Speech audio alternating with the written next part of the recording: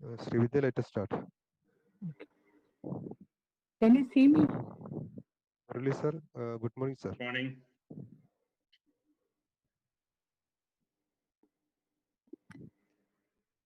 A warm good morning to all. Today we have gathered here for the International Web Conference on Online Education and Socio-Cultural Changes conducted by Science and Quiz Club of the Cochin College. Let us begin the program by invoking the blessings of God Almighty. So, I call upon Christina Thomas of 2nd MSc Physics for the prayer song. മന്ദാരപ്പൂവിലും മഞ്ഞിൻകണത്തിലും ചന്തം ചുരത്തുന്ന ചാരമുത്തേ മന്ദരിക്കുള്ളിലും മാമലയ്ക്കുള്ളിലും സ്പന്ദനം കൊള്ളുന്ന ചാരുസത്തേ ചിന്തയിൽ വാക്കിൽ പ്രവൃത്തിയിലൊക്കെയും ചിന്തണി നന്മത് തൂവെളിച്ചം സന്താപമെല്ലാം അകറ്റിയ മാനസി സന്തോഷ സൗഖ്യങ്ങൾ സഞ്ചിതങ്ങൾ ലോക സമസ്ത സുഖിനോ ഭവന്നു ഹേമന്തമേ ലോകമെങ്ങും വിളങ്ങാൻ വിജ്ഞാനദീപം നിറകതിർത്തുകാൻ കാരുണ്യരൂപ നമിക്കുന്നു ഞങ്ങൾ.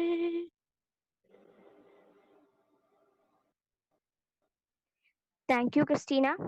I am Sri Vidya, student of 2nd MSc Physics in Cochin College. Now, it's my pleasure to welcome everyone to this program. On behalf of Science and Quiz Club, first of all, I welcome Srimati Helen Basil, the Systems Manager at ISRO Trivandrum.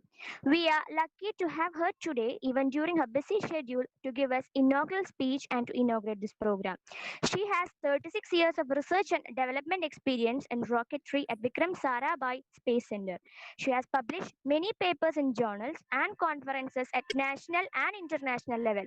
Welcome, madam. Next, I welcome a resource person of the program, Dr. Muralee Thummarukudy. He is currently the operations manager of Crisis Management Branch at UN Environmental Program in Geneva, Switzerland. He did his environmental engineering from IIT Kanpur. He has 25 years of experience in environmental and disaster management around the world. He was involved in post-disaster response as a post-crisis environmental management expert during various disasters and natural calamities in different parts of the world. Welcome, sir. Next, I welcome our pillar of support, the principal of the Cochin College, Srimati Murtulavi Menon, who always supports and guides us. Welcome, Mrtula madam. On behalf of Science and Quiz Club, I welcome all the faculty members and other staff from the Cochin College and other colleges and organizations. I welcome students, parents, and each and every one of you to this function. Now, I call upon Srimati Helen Madam to deliver inaugural speech. Thank you. A very good morning to all of you. Respected Sri Muralee Thummarukudy, Mrs. Mridulavi Menon, all invited delegates, teachers and students. Myself, Helen Basil, working at Vikram Sarabhai Space Center, ISRO, Trivandrum. I'm here to welcome you all to today's webinar on co-education and to Coviducation. This international conference is organized by the Science and Quiz Club of Cochin College. It gives me immense pleasure to inaugurate this webinar and welcome the chief speaker, Sri Muralee Thummarukudy, and also the invited delegates, students and teachers. And Sri Thummarukudy is a well-known figure and needs no introduction. Presently, he is the chief of disaster risk reduction in the UN Environment Program. We can proud that he is a Keralite and of course from Ernakulam district. Right person to be the role model for you students. And also he's the right person for the right topic in the right time. On behalf of Cochin College, Science and Lab, I welcome you, sir.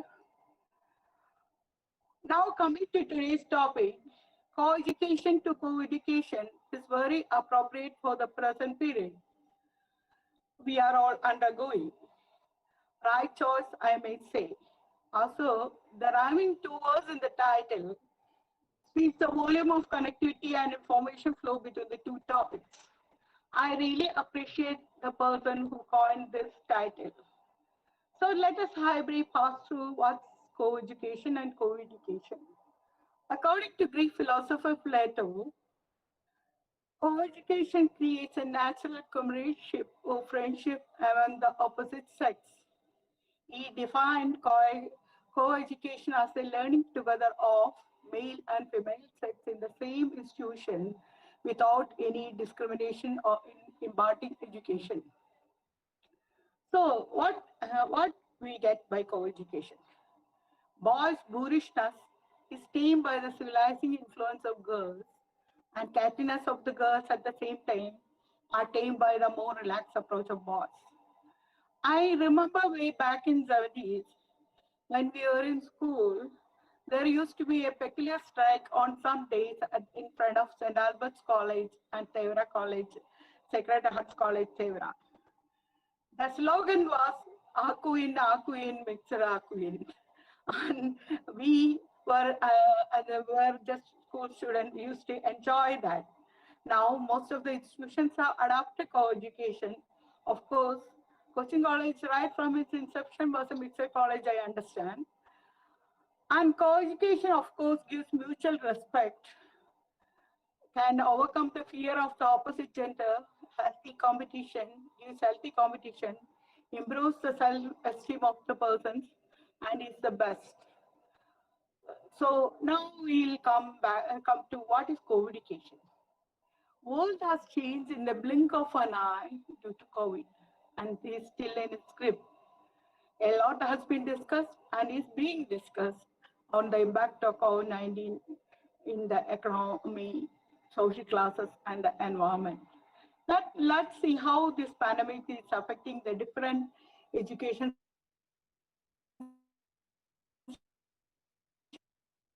stakeholders such as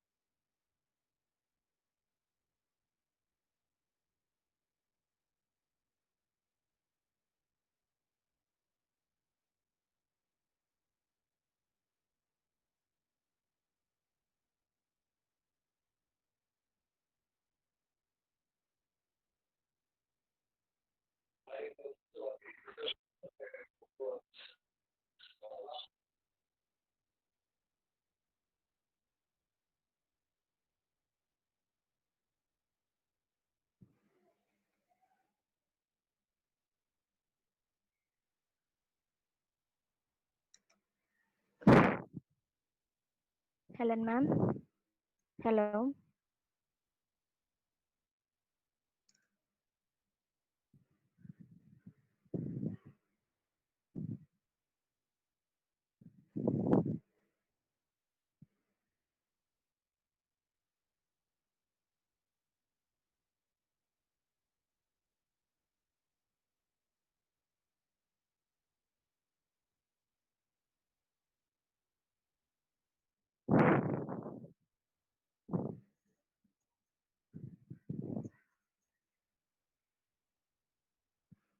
Thank you, ma'am. Now I call upon Murdula madam for felicitation. Wait, please wait. Helen madam is coming back. Okay, okay, Please. sir. Okay.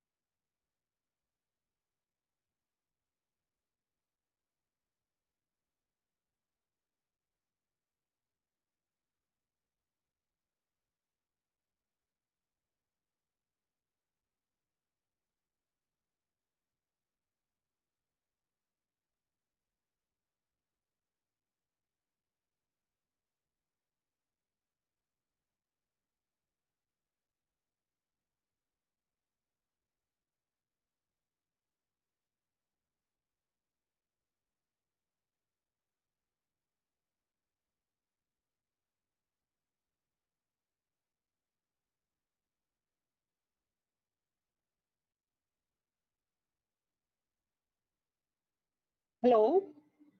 Hello? Yes, madam. Are you able to hear me? Here. Okay, shall I continue? Yes, madam. Yes, madam. So we'll come to the different stakeholders like students, parents, teachers. Schools closed overnight and students are liberated from school. Parents had to keep the children secure and protected at home at the same time oversee their education. Teachers have to support the students digitally. And when the first lockdown was announced in March and schools were closed, most of the students were happy initially. No exams, long holidays, and when there was no hope when they'll open, the schools started teaching students online. E-learning has been heralded as a key tool to overcome the pandemic. The COVID has shifted physical classrooms to virtual classrooms, and heard from my previous generation that they had to walk kilometers to reach school. Now the classroom is coming from home to teach students at the click of a button. India, while this transition has been smooth for most private universities, the public ones are still yet to adapt and in the adapting phase only. And education is not just about attending classes and securing marks. It is overall development through interaction, broadening your mind with free discussions, teamwork, debates, and making a person a good individual. And the greatest advantage of classroom teaching is face-to-face teaching, that is the eye contact. And a lot of this gets lost on transition to the online platform. Now, what co-education has done, the reverse is being done by the co-education. Co-education. Co-education has brought together or integrated segregated sectors to impart education, whereas co-education disintegrates students into isolation, confining to their homes.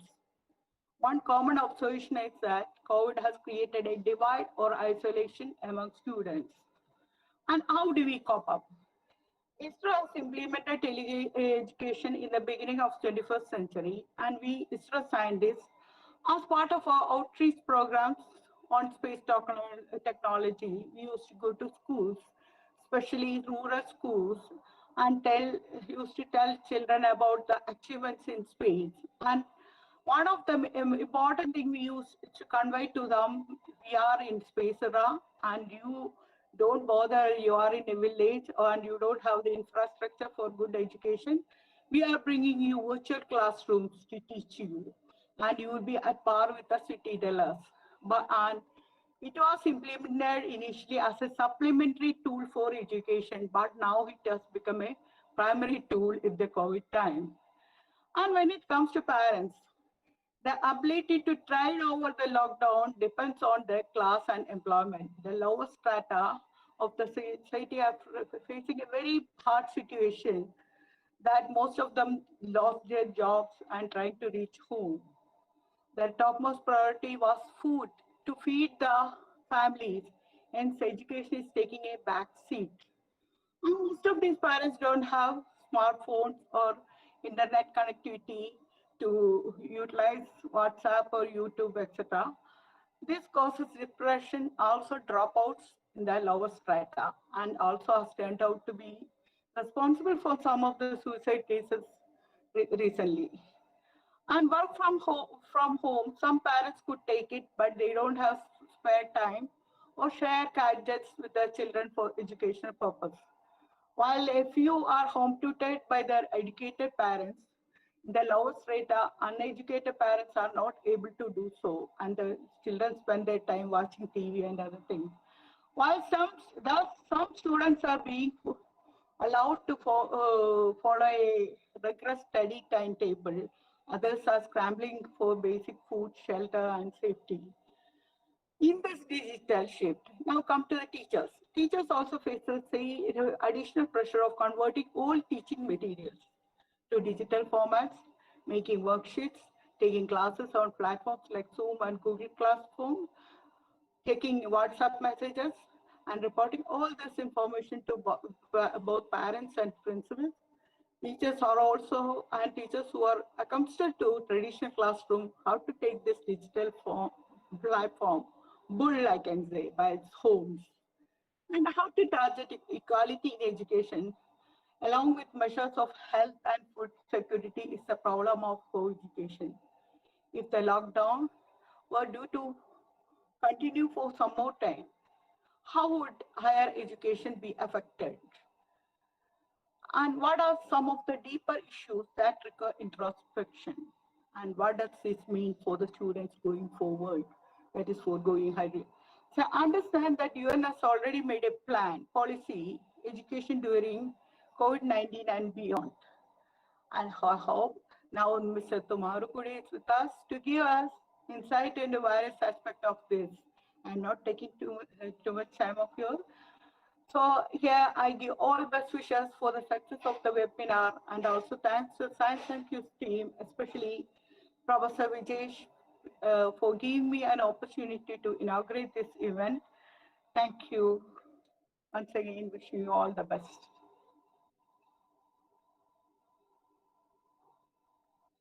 Hello.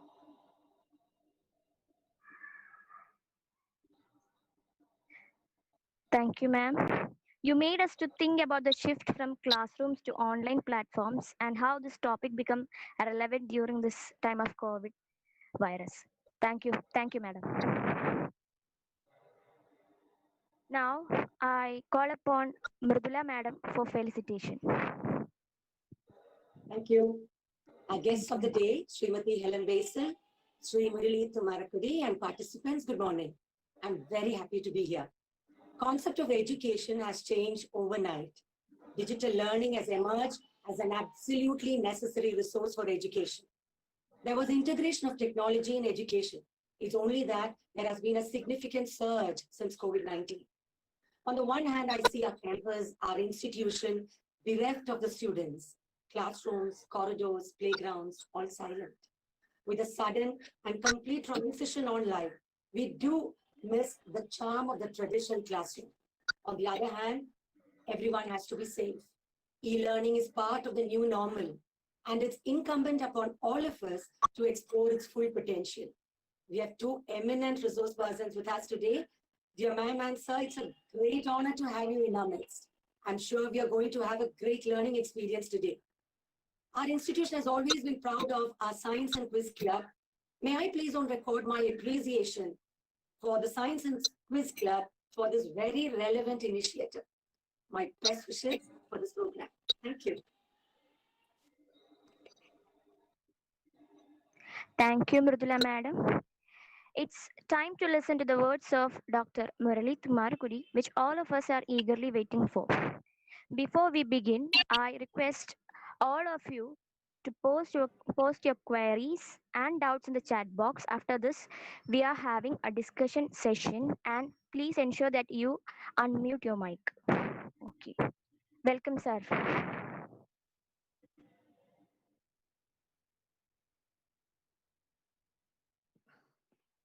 Thank you.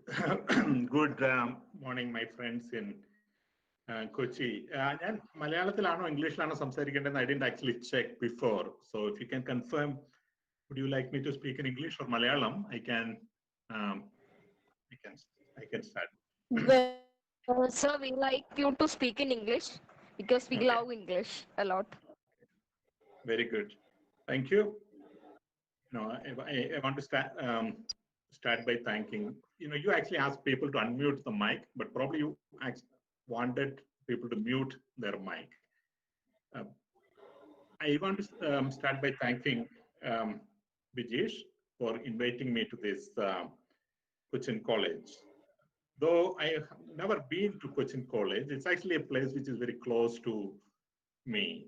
One of my cousins, Meena Chechi, went to teach in Cochin College in the early 80s.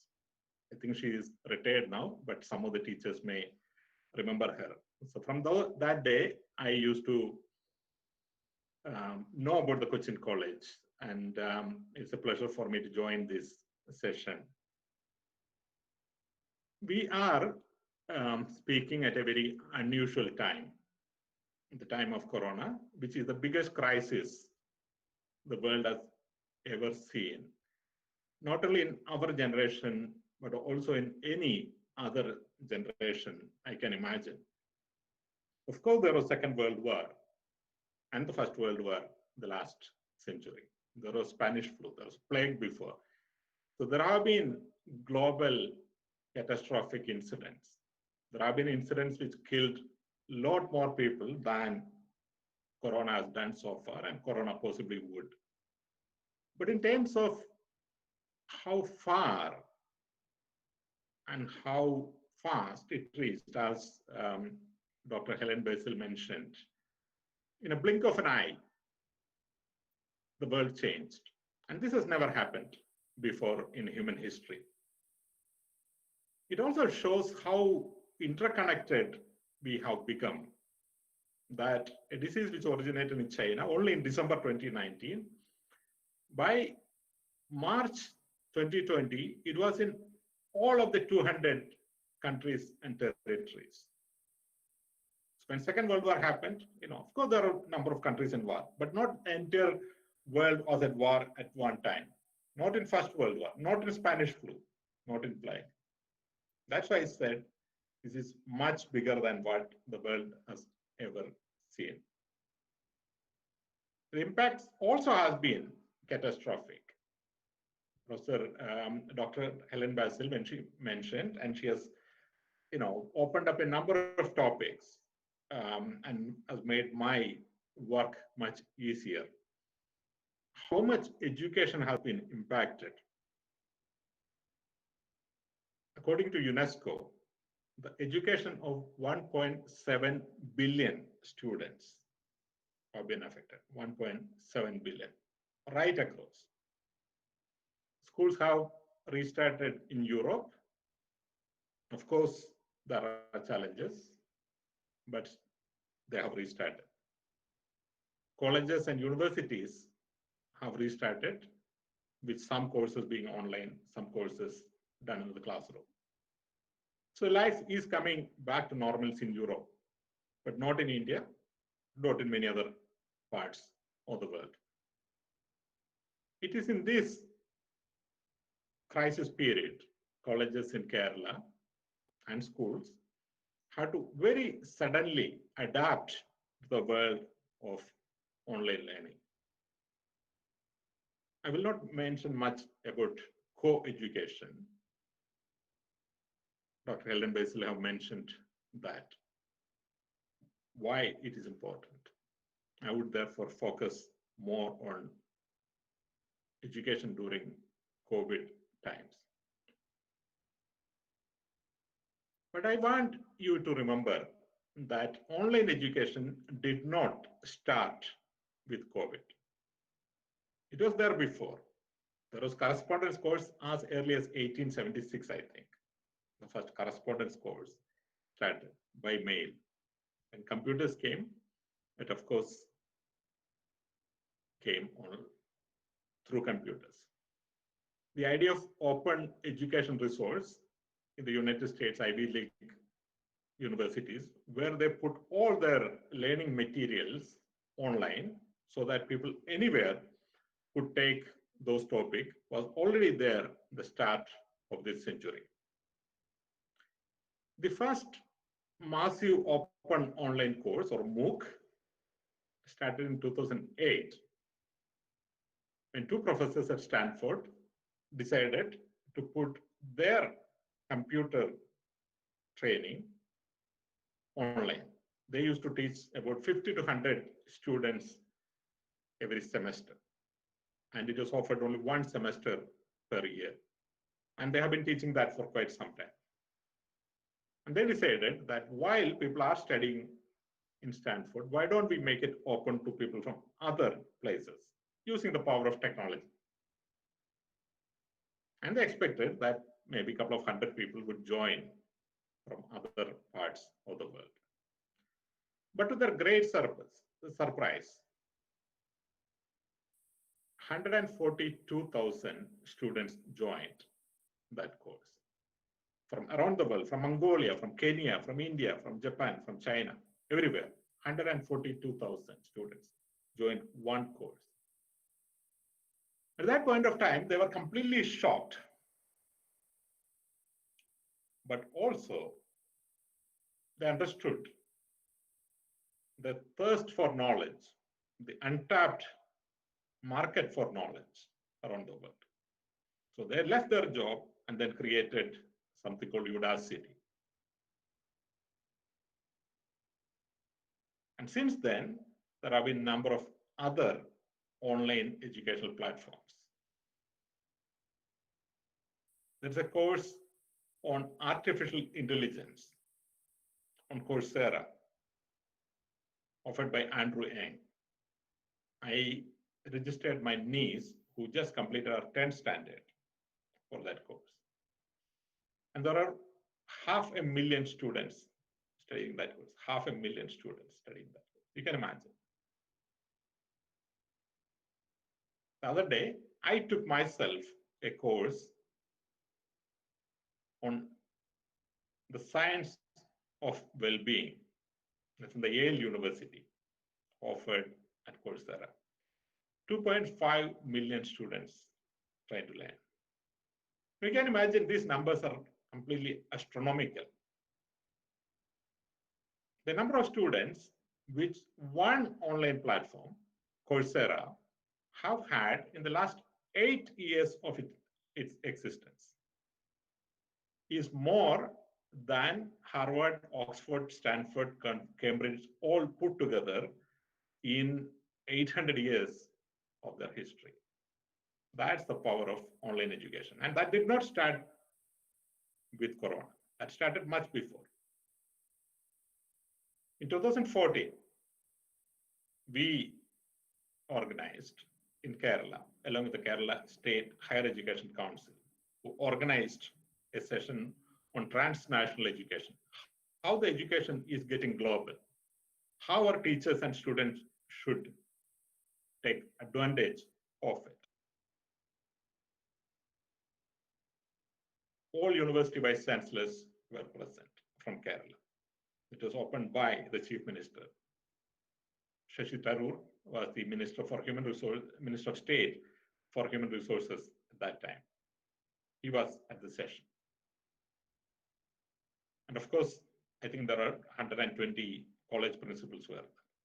And we presented to them that this is going to be the world of future. The future is going to be online.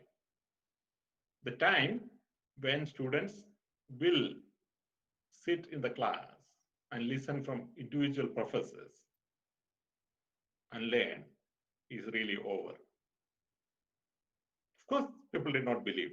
People assumed that that will happen in America. We have a bandwidth problem. We had all sort of reasons why it will not work.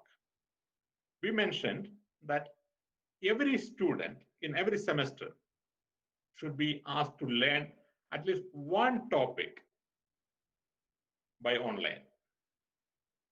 We suggested that every teacher, every semester, should be asked to offer one course by online.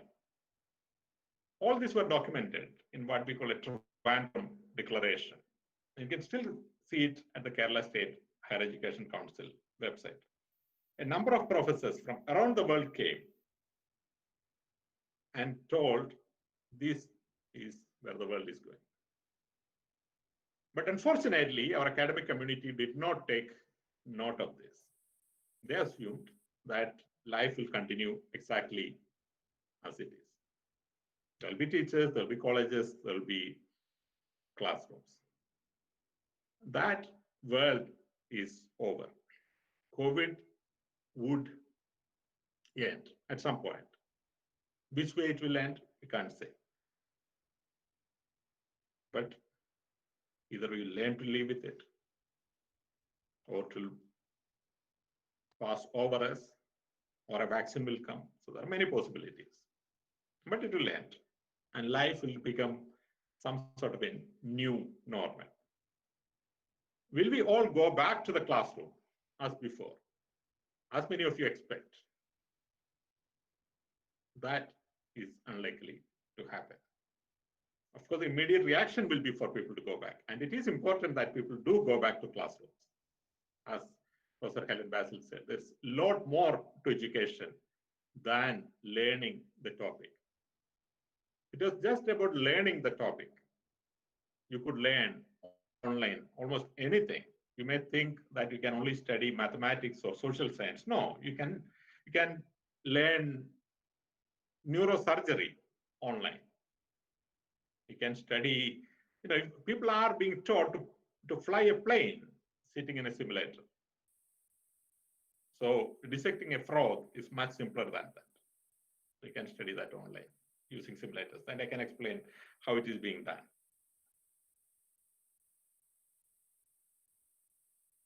So the world of teaching is fundamentally changing, so will be the world of learning. So I'll start with what we call flipped classrooms.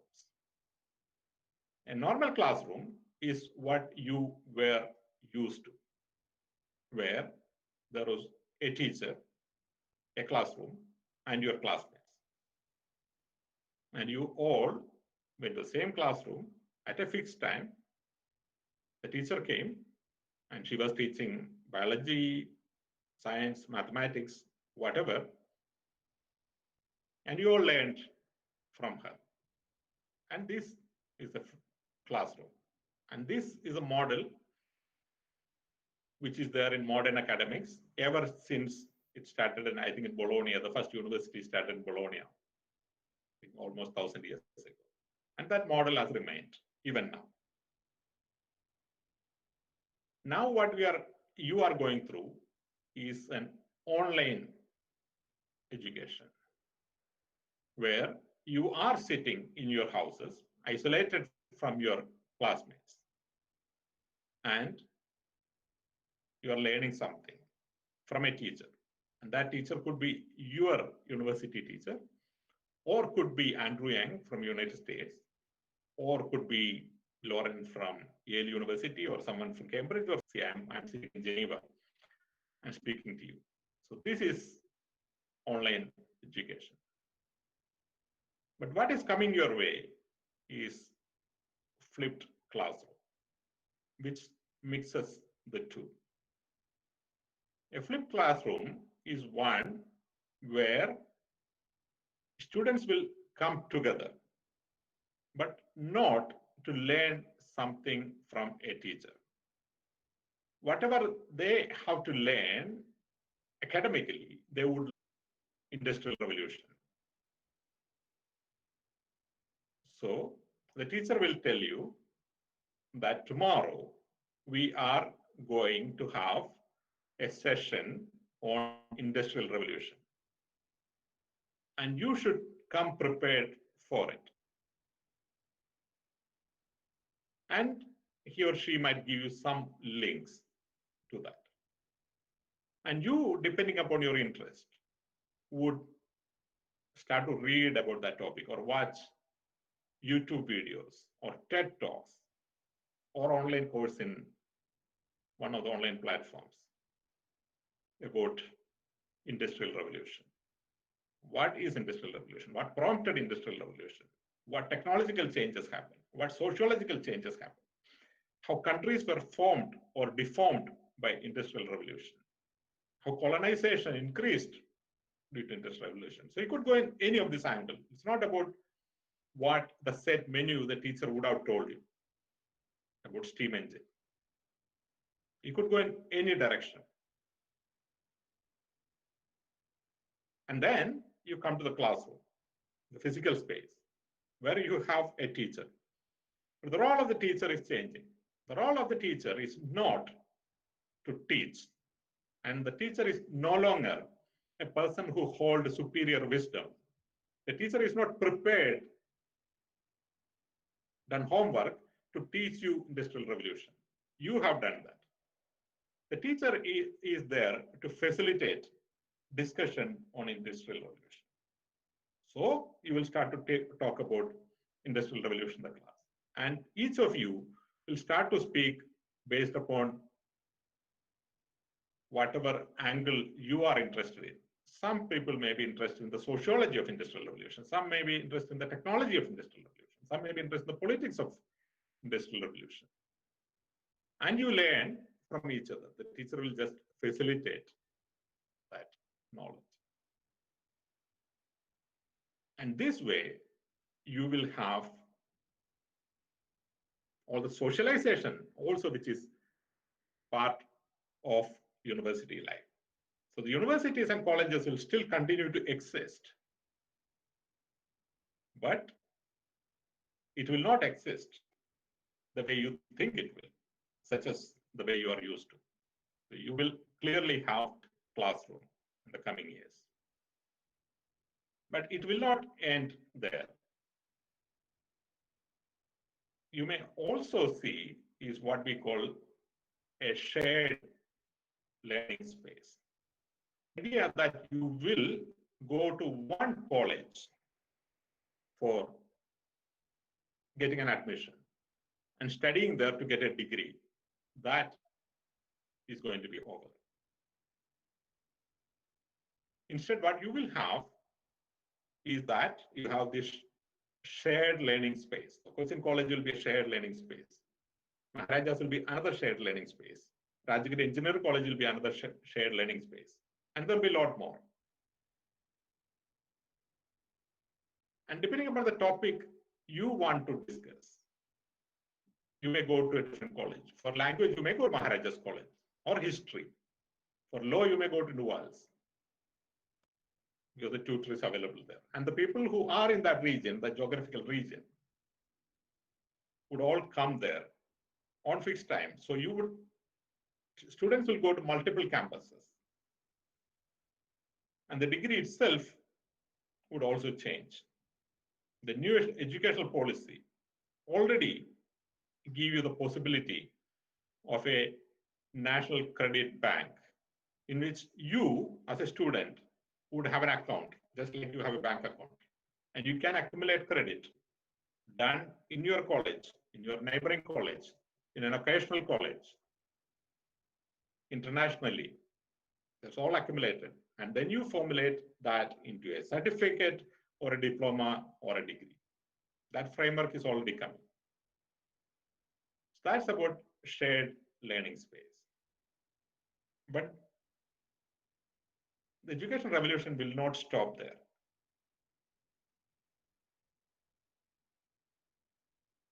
As much as I said, the online education did not start with COVID. There have been other forces at work too, such as the fourth industrial revolution.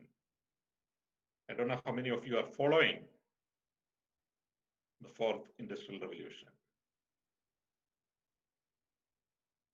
Amazing things are happening in the field of artificial intelligence and robotics and Internet of Things and many other new technologies, 3D printing. That is changing the world.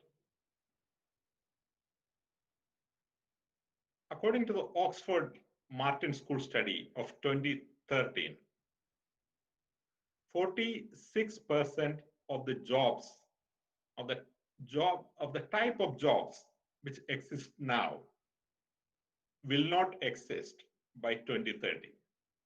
46% of the type of jobs. And when we say 46% of the type of jobs, that doesn't mean 46% of the jobs in this world. It could actually mean a lot more than that. I'll explain why. So when you take the type of jobs, a job of a driver is one type of job. A job of a neurosurgeon is another type of job. But if you look at the world, the number of drivers is 1,000 times, maybe 10,000 times more than the number of neurosurgeons. So if the job of a driver become redundant, then a lot more jobs will be gone. So what happens? By 2030, as much as 60 or 70% of the employment which we are used to will not exist. Oxford University study 2030. You should read that report. The teacher should read it, the student should read it. Oxford Martin School. People did not believe that it will happen or happen that fast. And 2030 is just 10 years from now, just 10 years from now. And some of you might think 10 years is a bit, a lot of time.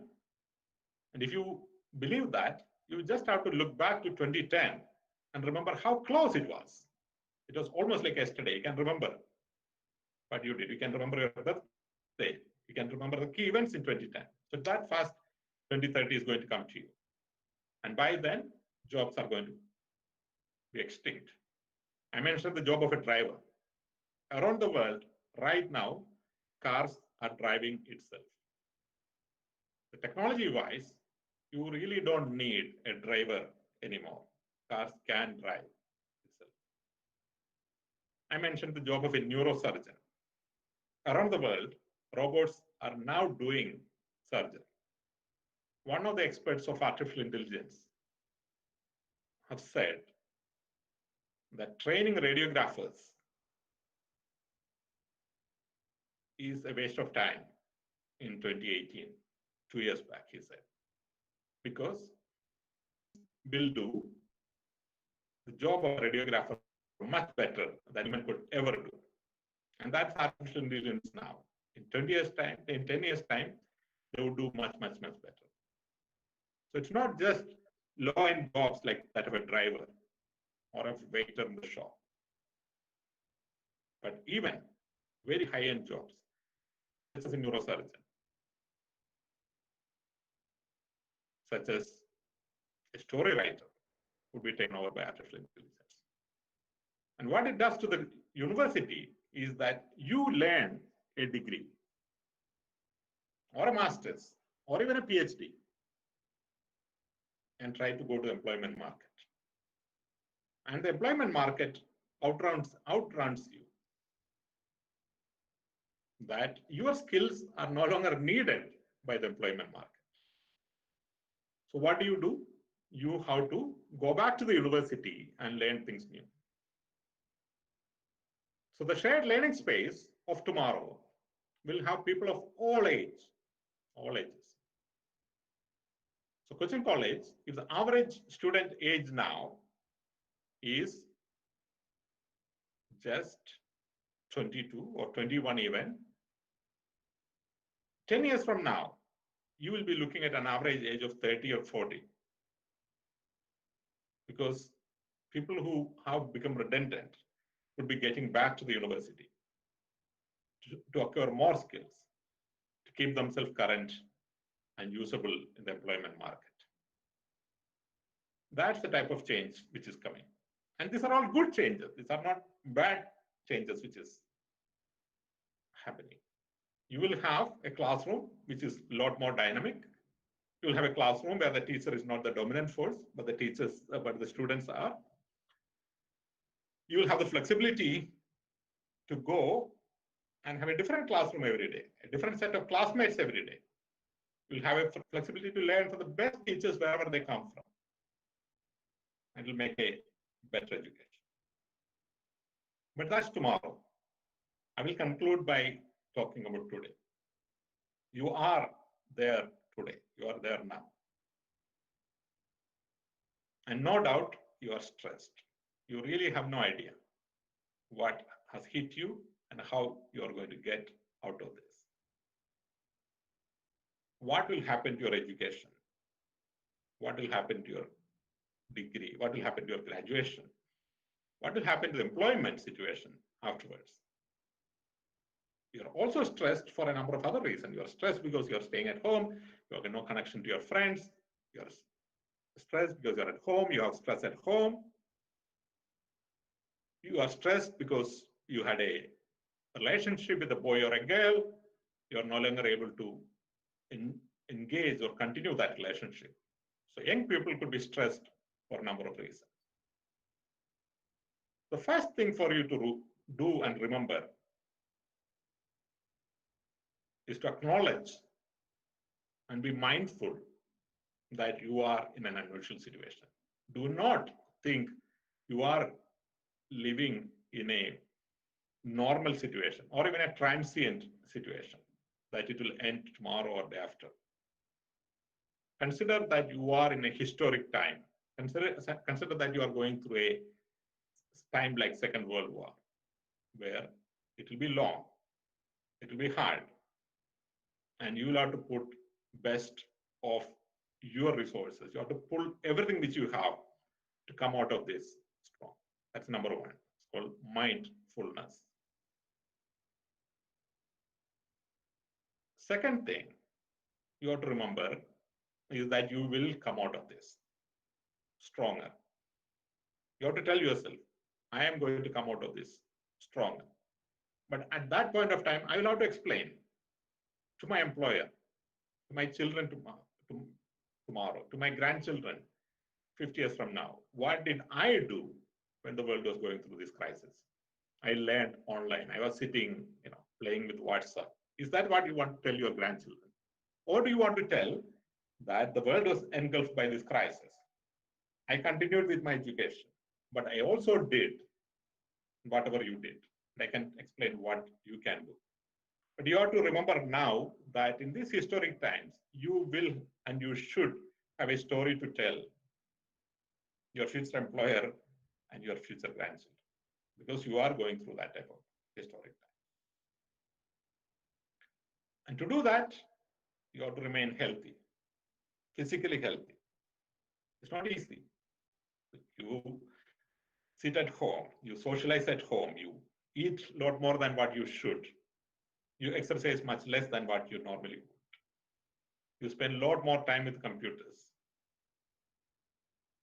So to remain physically healthy is not easy, but you have to. All of you, if you do not have an exercise regime, it's the time to start. If you do not have a diet regime, it's the time to start, because how well you will survive this depends also on your health.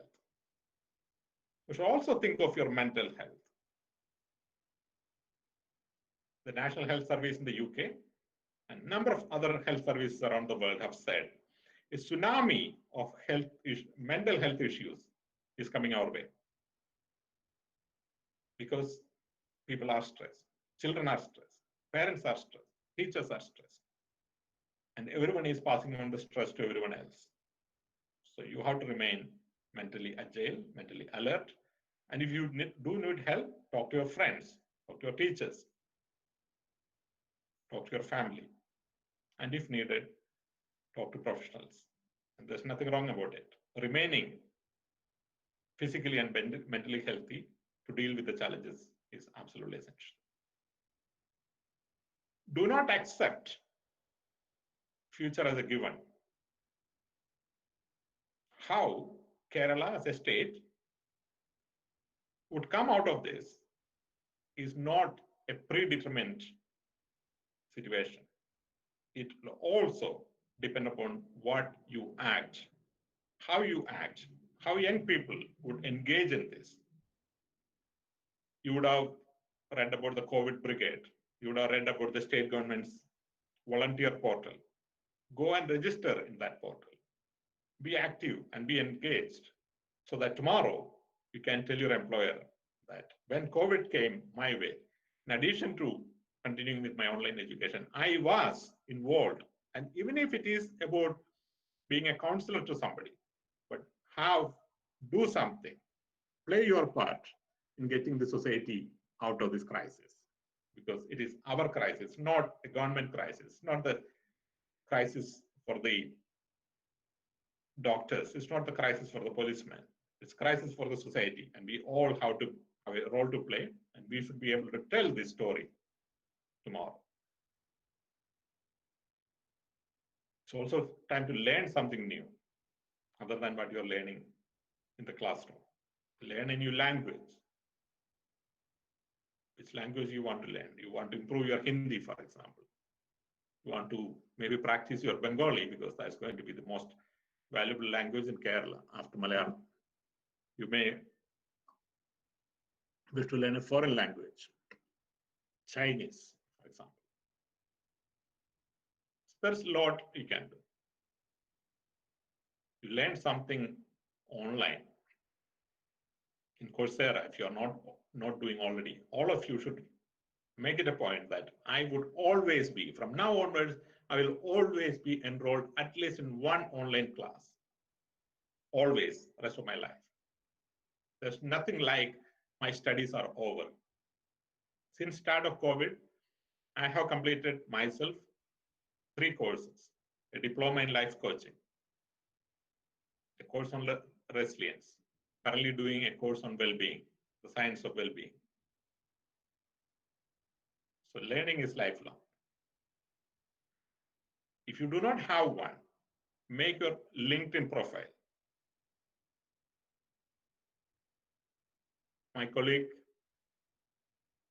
Neeraja, I will send you the link, has prepared an excellent video on how do you prepare a LinkedIn profile and use that as a tool to advance your career.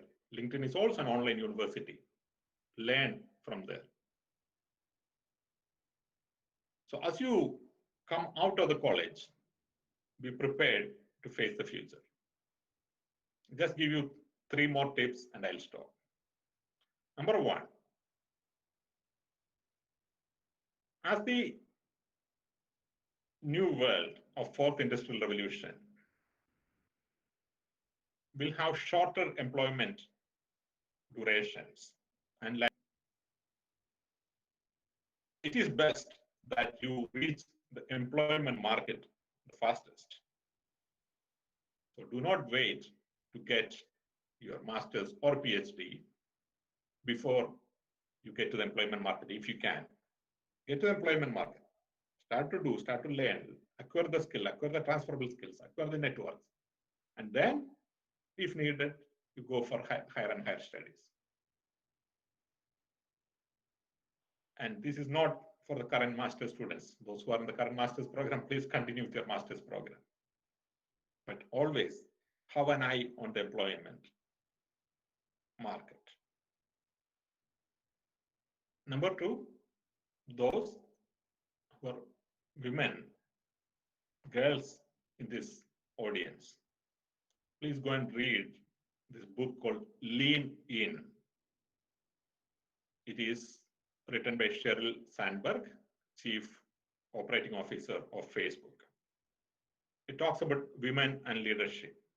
Why is that women do not achieve as much as men in the domain of employment, even though academically they do much, much better?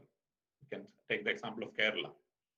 I was told that more than 70% of those who go to arts and science colleges in Kerala are women. But if you look at the employment life outside, that proportion is more or less reversed. Why does it happen? And it happens not only in Kerala, it happens everywhere. And that's why Sheryl Sandberg is talking about it. So think about it. Read that book. That will change your perspective.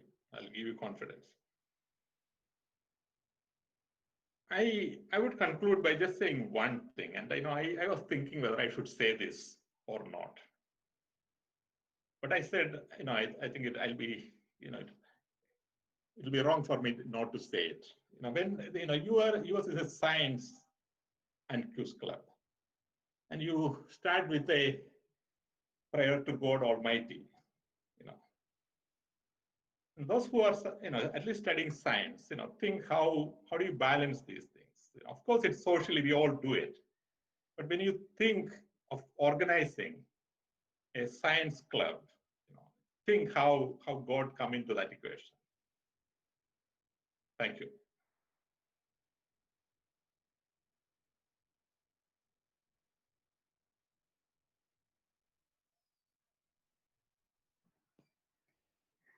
Thank you, sir. You give us an idea of how classrooms and mode of teaching education is going to change after the situation of this COVID.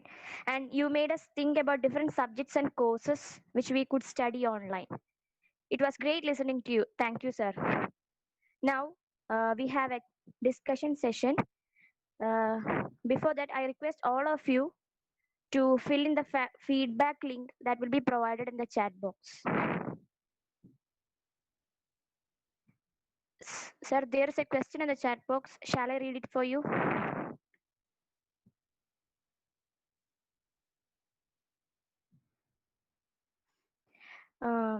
Andrea Mary is asking, sir, who was your role model?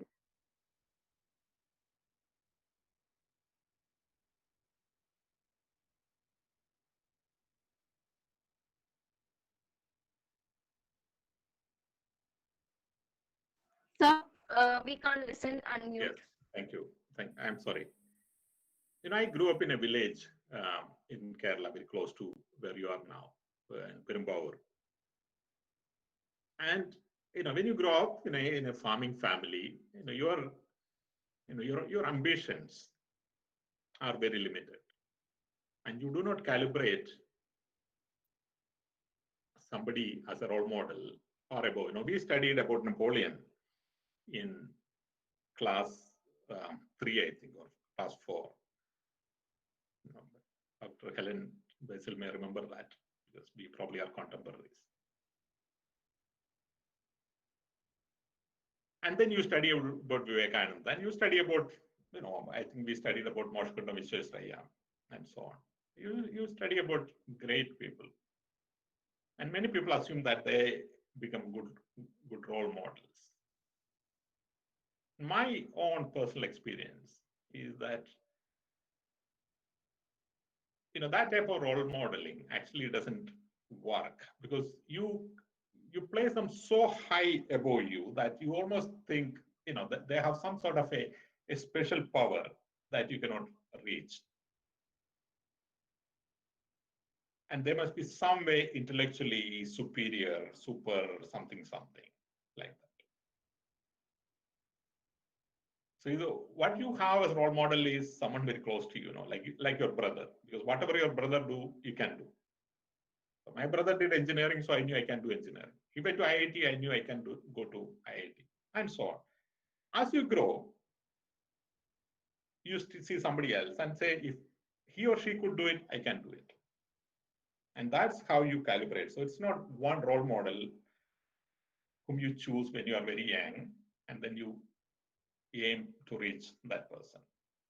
In 1997, I went to the United Nations Leadership Academy. It's a long training. And we had heads of states. We had Yasser Arafat. We had Shimon Peres in that. We had a number of ministers. We had a number of prime ministers, generals in that meeting. You get to see them, get to talk to them. Then you realize that these are really human beings. They're like you and me. So they can become something, you can also be. So it is important that you identify as role model, people who are close to you, whom you can relate to, but not too above. But as you grow up, you can calibrate your role model. So I didn't have a single role model for all the times. Thank you.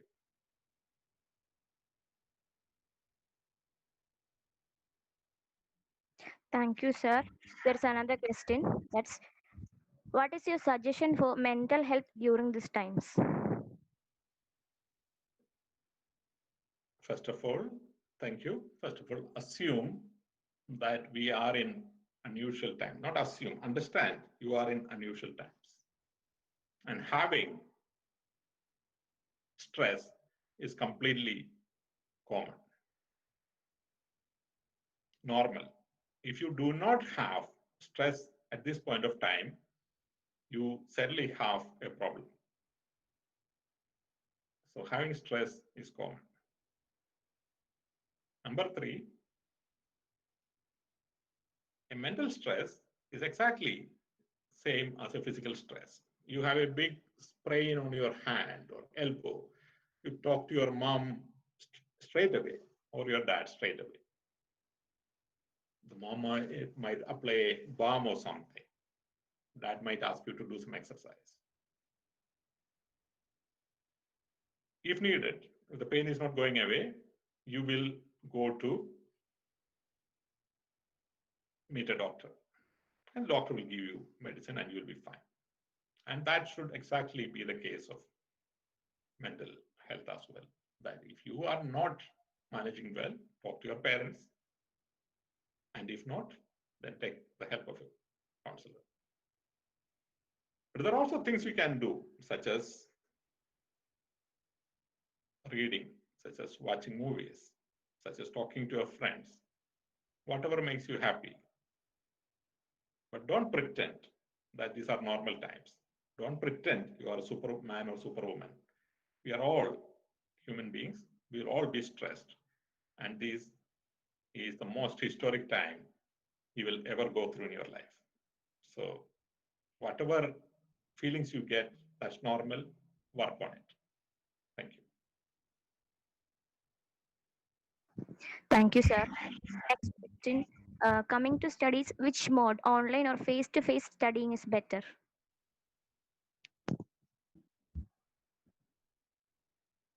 Now I should ask this question back to you as to what is better. My answer to this is that there is nothing like online is better, face-to-face is better. Studying have multiple objectives. I can give 3 or maybe 4.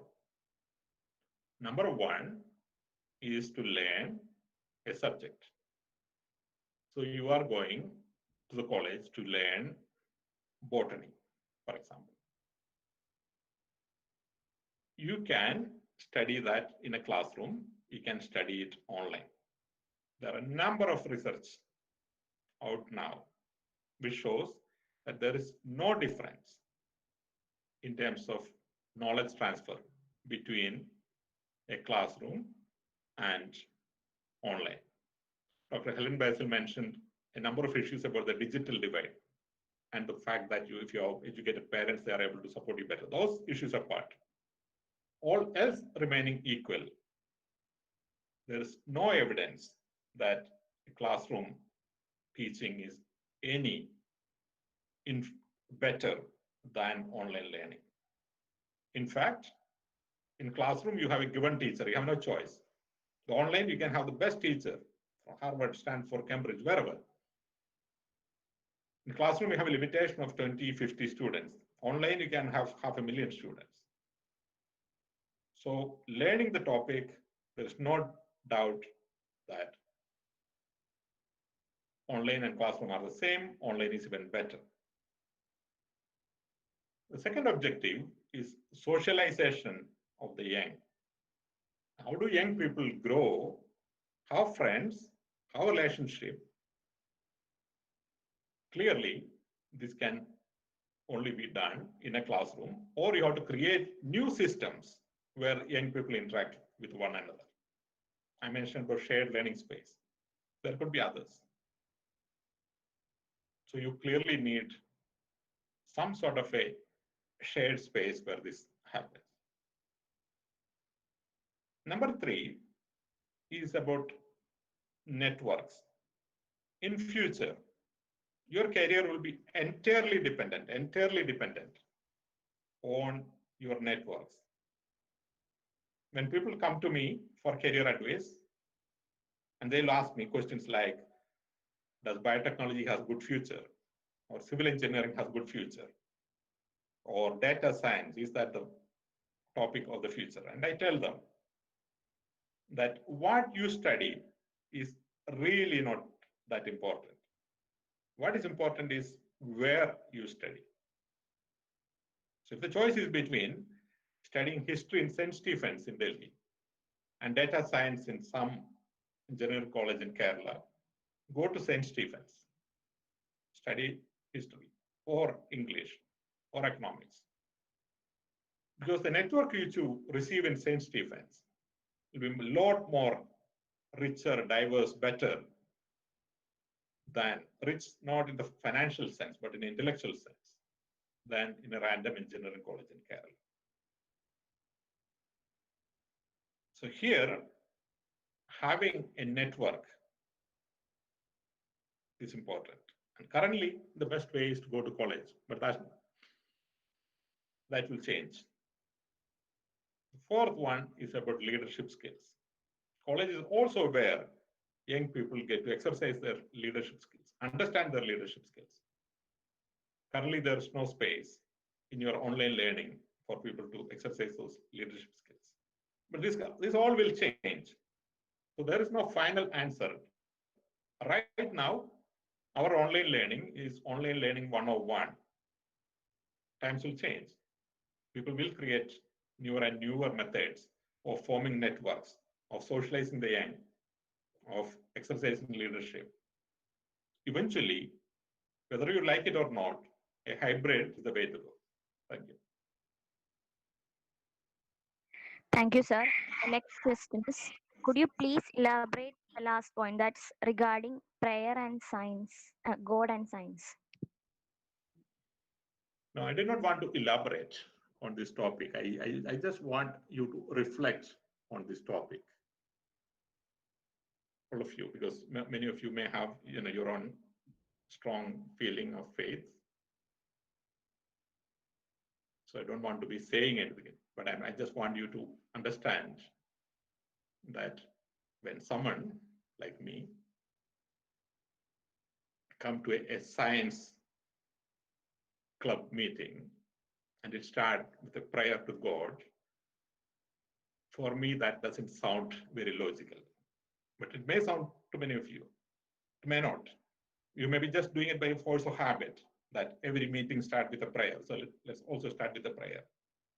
I just want you to think about it, the organizers in particular. Thank you. Thank you, sir. Can I have a question, sir?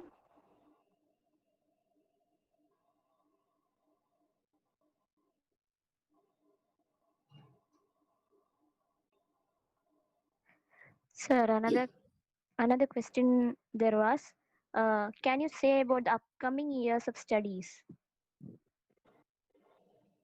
I don't understand that question, so if they can elaborate as to what that question means, I can probably explain. You can also ask in Malayalam. Okay, Or sir. she can ask directly. She can ask directly. Andrea has been asking questions, so she wants to Can ask I ask directly. you a question? Okay, sir. Can I ask you a question? Yes, please. Yes. You are talking about shared learning space. How Okay. in an environment like Kerala, and I understand this is a transition phase, how practical to employ shared learning space, flipped classroom. It can be done in metros or with big cities like Kochi or Trivandrum like that. But to the villages, how the village students can share this? Thank you for your question. If there is one place in India which is most suited, that's Kerala. I'll give one example why. Kerala has 1,167 panchayat municipalities and corporations, of which I think 134 are panchayats. Let's say 1,000. Kerala have close to 20,000 schools. 20,000 schools. Arts colleges, close to 1,000. Engineering college, professional colleges, all put together, another 1,000. Then we have 8,000 libraries, 8,000, which is about 7 per local self-government area. You can go to any village in Kerala. You have multiple libraries. I don't know when you last went to a library in Kerala. I make it a point to go every time, because when I grew up, library was where I got knowledge. There was no television, there's no computer, so you have to read books. And that's also where you met friends and socialized. Now you go to the libraries, and there are lot more books in the libraries now than 40 years back. Physical facilities has dramatically improved now compared to the time when I was there. Most of these places have a computer and a television. The only thing missing are people. Nobody is going to the library. 90% of the library are just running by the force of habit because the government is giving them grant. The physical facilities exist. So every day, some local person, part-time librarian, go there, sit down, and nothing happens. You can go and check. What a wasted amount of space and what tremendous opportunity we have. 7 in every village on an average. So within 3 kilometers of every household in Kerala, there must be a library. You can have a shared learning space there.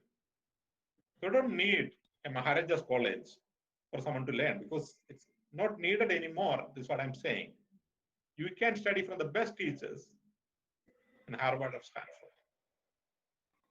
And if you then have a clarification on law, you can always go to Nuwals, 1 day a week.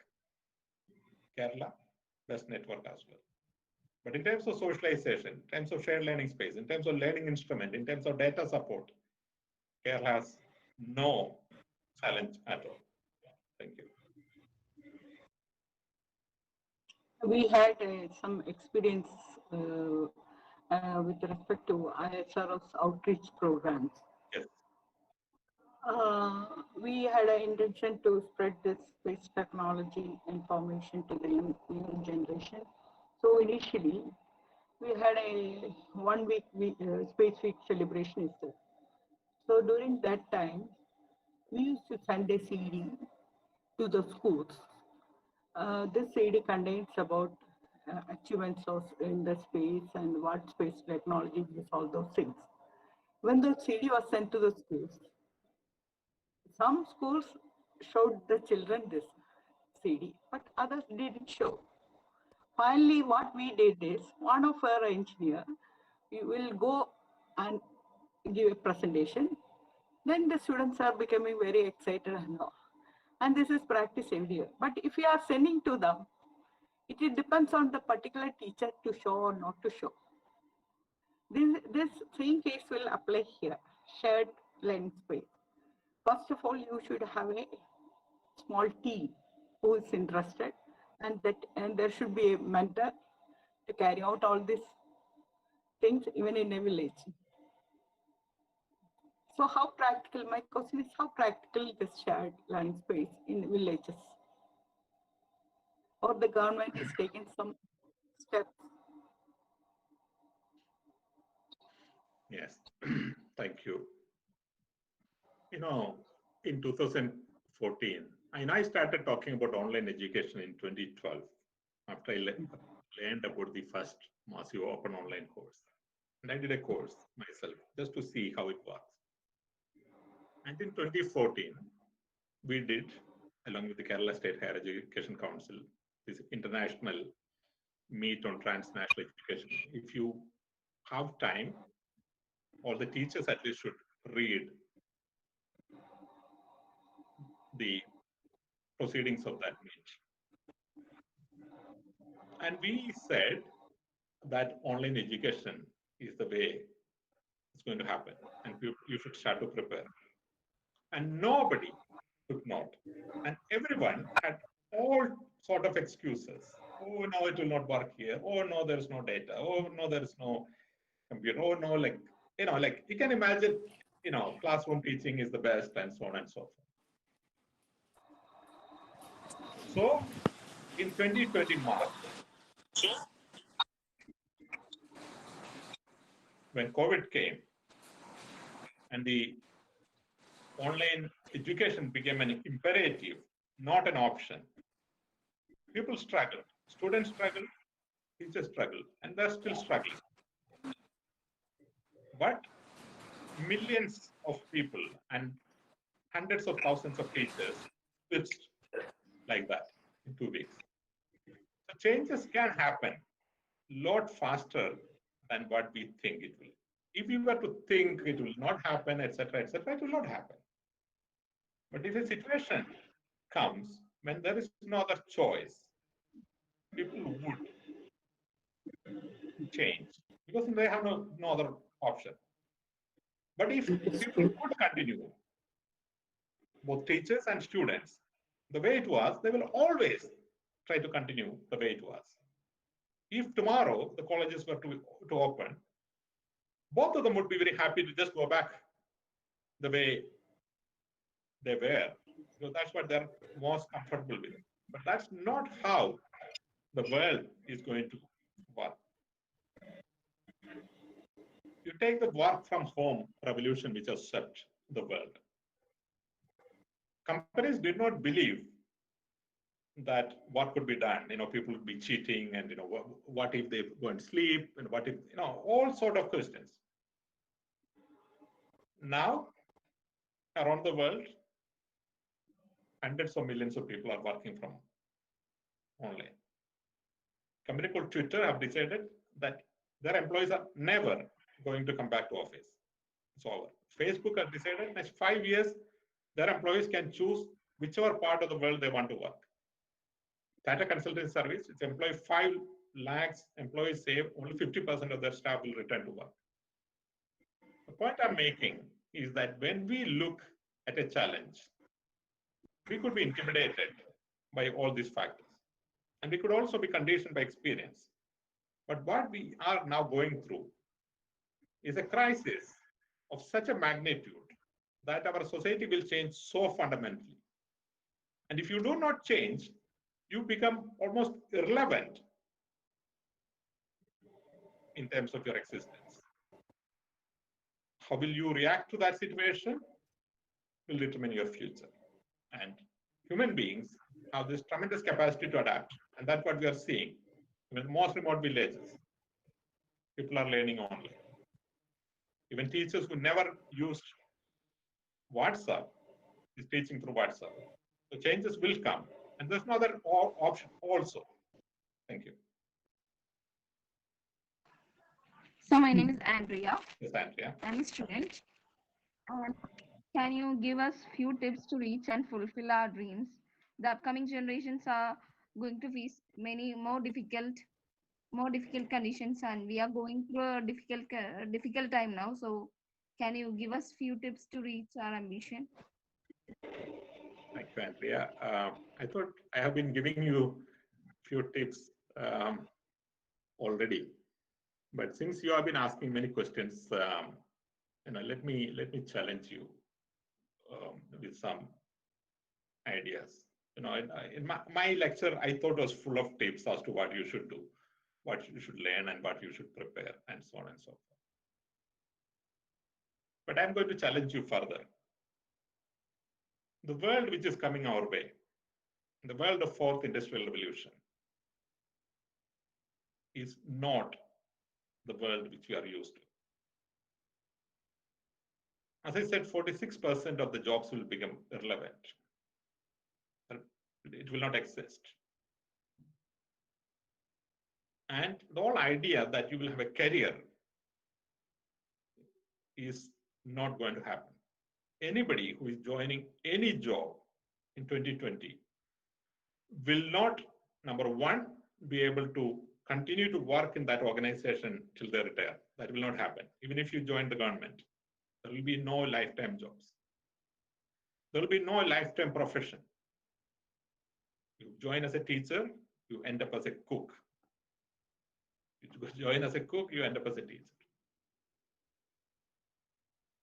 But there may also be time, and there will be a lot of people, hundreds of millions of people, who will not have something we call employment. So we also have to prepare for a time when you will not have an employment, but you will have money. It's not about money. The fourth industrial revolution will be a time of a lot of richness.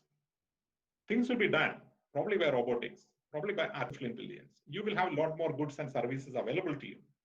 What you will not have is an idea of employment. And you might ask how that is possible.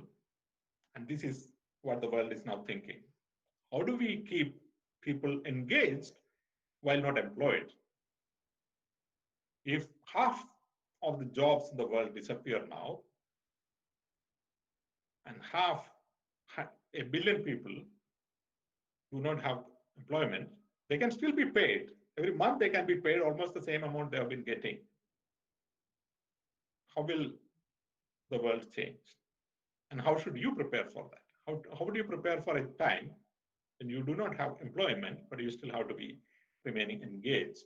And this is the reason why, in addition to what we study in academics, you also have to have other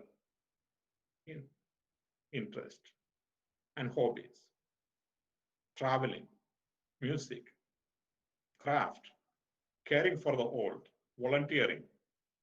Whatever you do, you should learn, spend your time wisely. So I think if I can give you one advice about future, it's about being mindful of the changes which are coming your way. Always keep an eye and adapt to that. Thank you. So my name is Andrea. Again, coming to the online version of education. Online session is more difficult for us because we are not students are not seeing face to face. The teachers are also not able to understand us, and they can't see what we are doing. Really, nowadays we go through the sites that online classes are going on, and the students go for their duties. Online classes are learned by the parents nowadays. So coming to the most face-to-face studies are far better than online classes. So this online studies, does it create a further mental relief for the students? It builds some more mental stress to the students. So can you provide us few ideas to get away from this mental stress? Thank you, Andrea. It is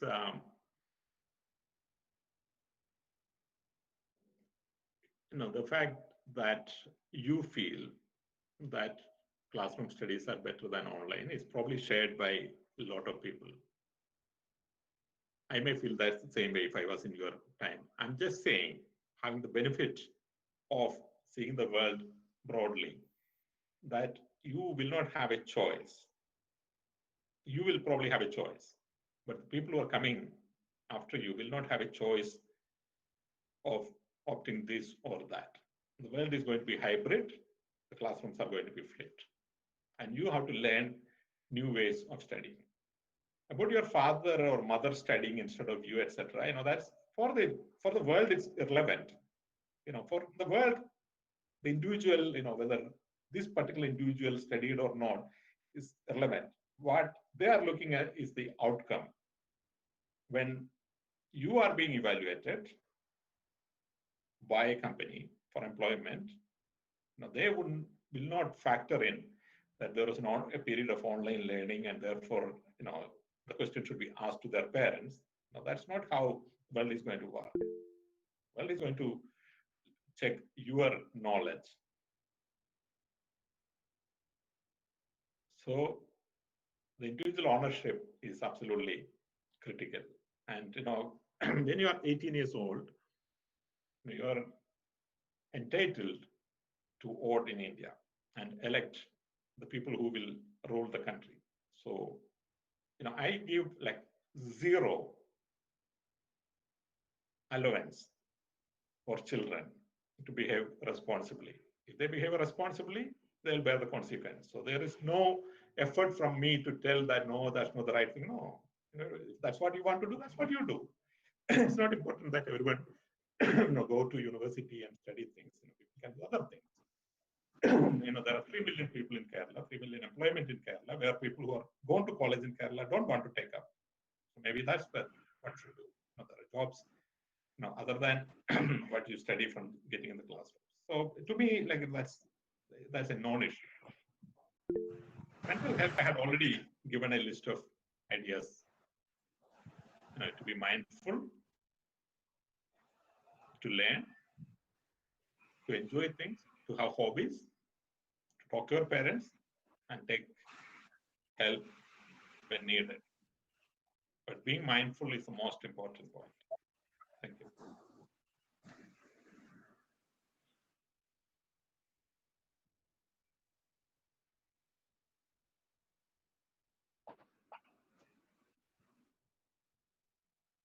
Sir, Yes, please.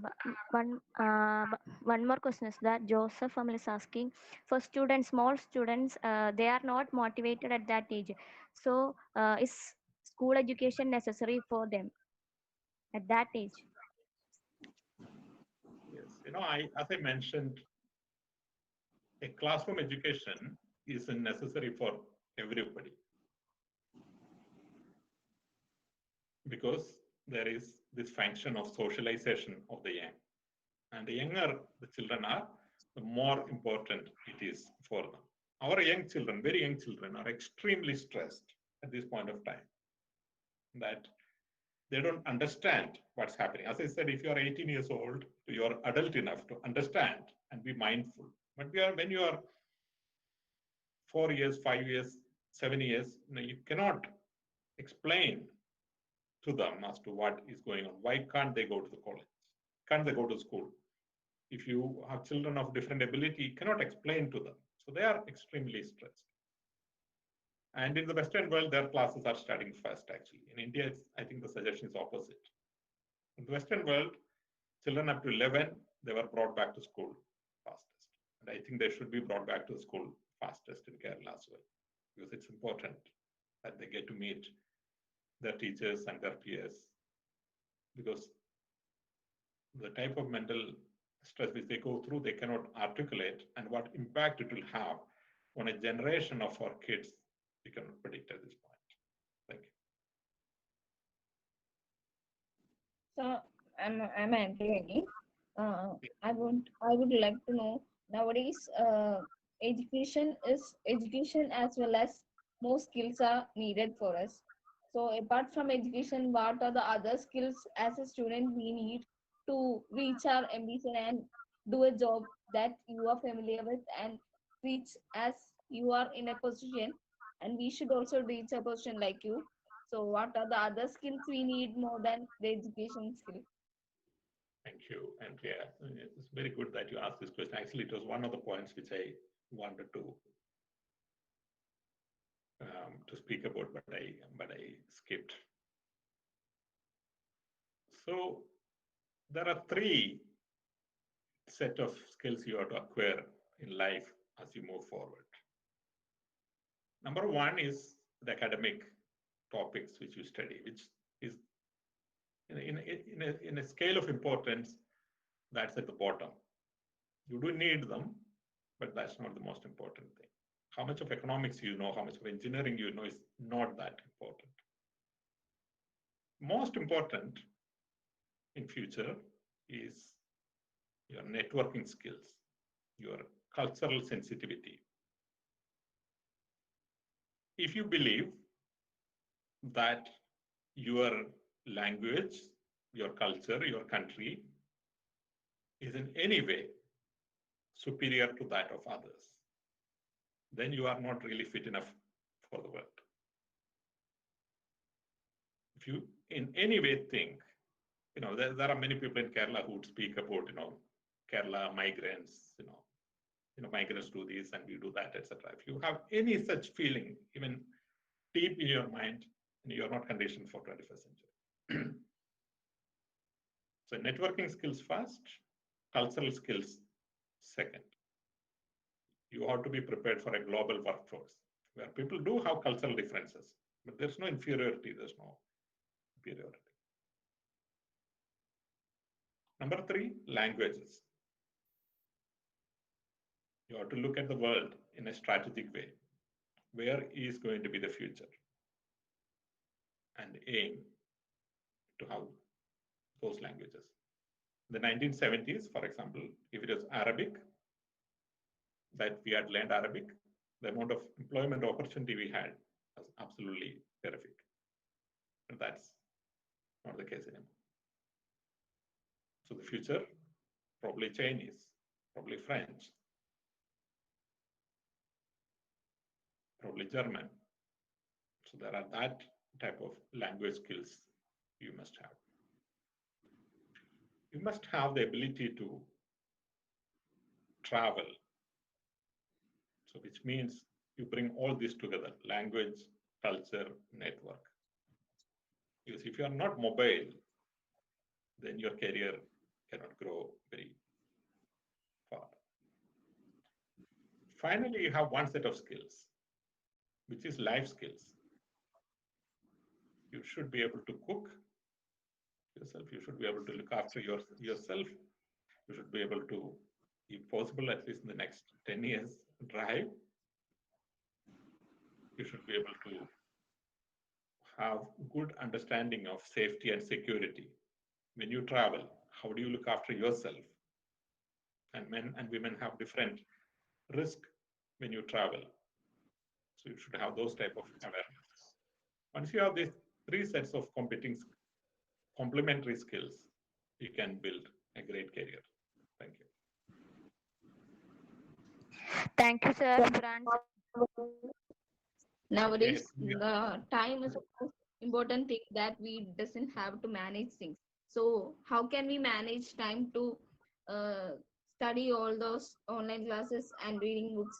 As you said, spend time for each and everything. So how can we manage time? Now, time is the most important thing that we don't have in our life. We don't find time to go through, even talk to our children and parents. So can you give us few tips to manage our time? Thank you. This, I think, is the last question because I promised to be available for an hour and a half, and I would stop in a minute, which is one way of managing time, that you stick to your agreed plan. Setting your priorities is the most important thing. That these days you have too many distractions coming your way. You open your Facebook, you have so many things coming. You have open your Instagram, you have too many things coming. Each of them are important. You watch one video, they'll put another video in front of you, and then another in front of you, and so on and so forth. And you can follow any of those threads and you can spend as much time, which was not the case in the past. But now, television, computer, phone, all are looking for your time. And they're also selling your time. They say the most valuable commodity in future is your eyeball time, how much time they spend, how much time you spend on them. For me, it's very simple, that I have the ability to completely ignore things which are not important to me. For example, I do not read anything about celebrity gossips or interviews, or what happens in the film industry. I watch films, but that's my interest. I do not spend any time on conspiracy theories that the world is being managed this way or that way. I do not spend any time watching anything which makes me unhappy, because I think there's already enough trouble in the world that without getting from outside. I ensure that I read The Economist every week. I ensure that I read at least one book every week. So setting these type of priorities and goals is very important. And that you should set for yourself. What makes you happy? That's the most important thing. It's not about what makes other people happy. What makes you happy? What will help your future?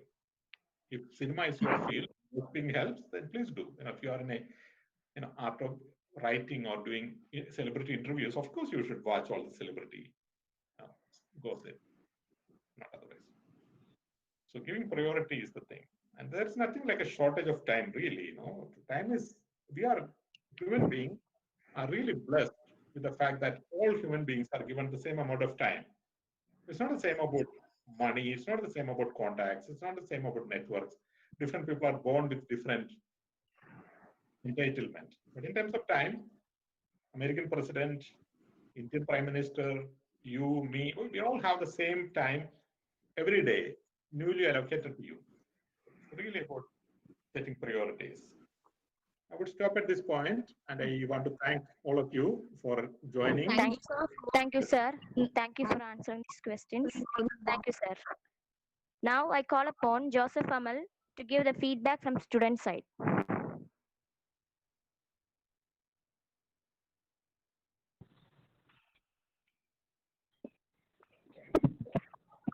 Respected Muralee sir, Srimati Helen Basil, our principal Mridula Menon, thank you sir, respected professors and my dear friends. Now as Srimati Helen Basil has told, now, at the blink of an eye, everything has changed, and COVID has changed everything, and people are really anxious about what is going to happen in the future. Even in the educational field, we see that the professors, the teachers, the students, parents are all worried about how the education system will go on in the future and how we are going to face this crisis, which is unprecedented in the history of mankind. And now, sir made us aware that the situation is a crisis and we need to put whatever we have within us in order to overcome this situation. And in the future, things are changing. Now with COVID, we are aware of the online system, which was not much attended, even though the Ivy League had started online platforms, Stanford professors had moved into online teaching, etc. And in this competitive world, we have to not only fight with the humans, but also with the artificial intelligence. It is important for us to switch into online education, whether we like it or not. And sir told us to be watchful of the employment market. He told us to make a LinkedIn profile and we should do at least one online course. We should be concerned about our health issues, especially the mental health. Now it's a tsunami of mental health that's happening. And with all this, sir, help relieve the stress of our professors, teachers, students, and everyone in the educational field. And I hope it will be informative for us, and that we will take your words and with a scientific temperament, we will go forward and make the world a better place. Thank you.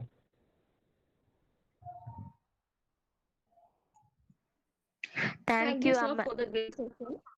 And from Andrea and the Kochi College students.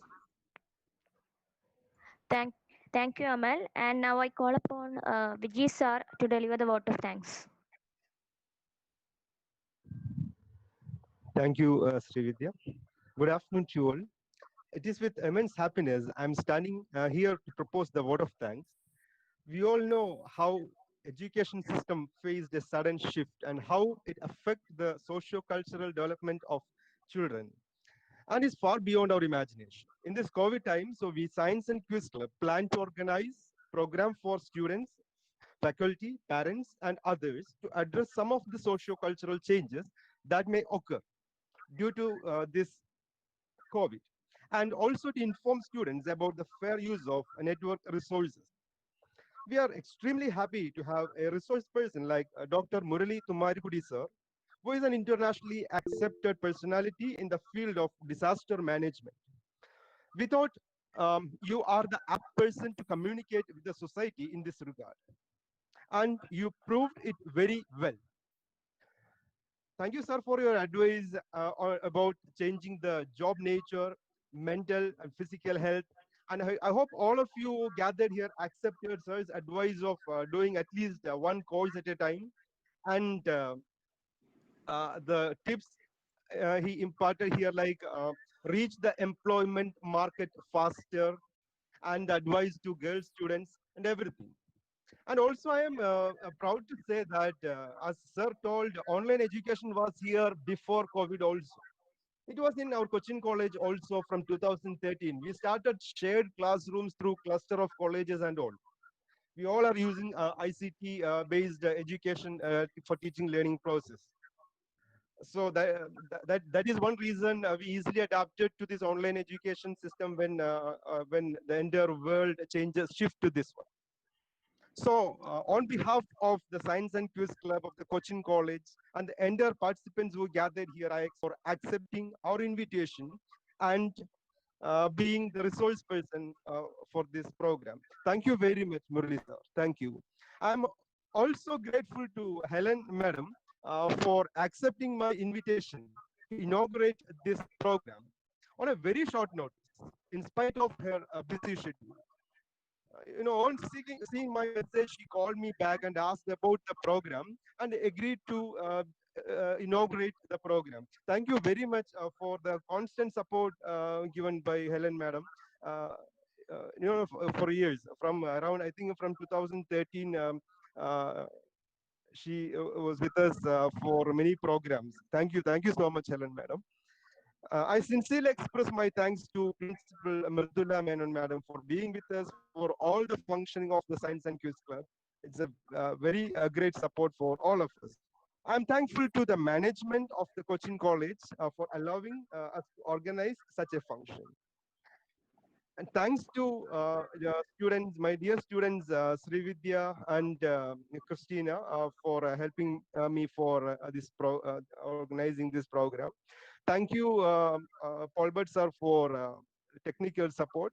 My sincere thanks to the faculty, staff, students, and all others who gathered here from Cochin College and from all other institutions and another other organizations, everyone. So everyone, once again, thank you all. Thank you. Thank you. From the part of students, thanks to Helen